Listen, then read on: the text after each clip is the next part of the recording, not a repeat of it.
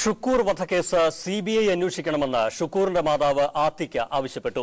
അന്വേഷണത്തിൽ കേരള പോലീസിന്റെ ഭാഗത്ത് ഗുരുതര വീഴ്ചയുണ്ടെന്നും അവർ തിരുവനന്തപുരത്ത് വാർത്താസമ്മേളനത്തിൽ ആരോപിച്ചു. കേസ് പരിഗണിക്കുന്നത് തലശ്ശേരി സെഷൻസ് കോടതി ഏപ്രിൽ 6 മാറ്റി.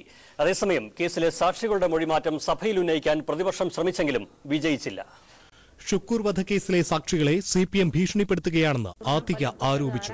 ഷുക്കൂറിന്റെ സഹോദരൻ ദാവൂദ്, കെ.എം. ഷാജി MLA എന്നിവർക്കൊപ്പമാണ് വാർത്താസമ്മേളനം നടത്തിയത്.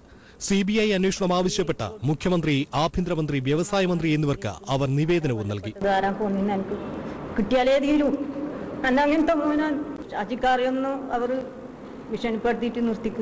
പി ജയരാജനടക്കം കേസിലെ 14 പ്രതികൾ ഇന്ന് തലശ്ശേരി സെഷൻസ് കോടതിയിൽ ഹാജരായി ജാമ്യമെടുത്തു. 33ാം പ്രതിസ്ഥാനത്തുള്ള TV രാജേഷിന് കോടതി സമൻസ് അയക്കും. പിടിയിലാകാനുള്ള 2 പേർക്കെതിരെ അറസ്റ്റ് വാറന്റ് പുറപ്പെടുവിക്കാനും കോടതി ഉത്തരവിട്ടു.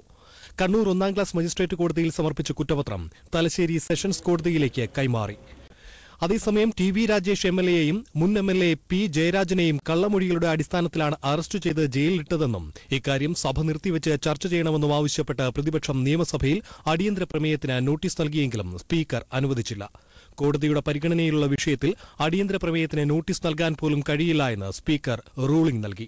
ഇതിൽ പ്രതിഷേധിച്ച് പ്രതിപക്ഷം സഭയിൽ നിന്നും ഇറങ്ങിപ്പോയി. മനോരമ ന്യൂസ്, തിരുവനന്തപുരം.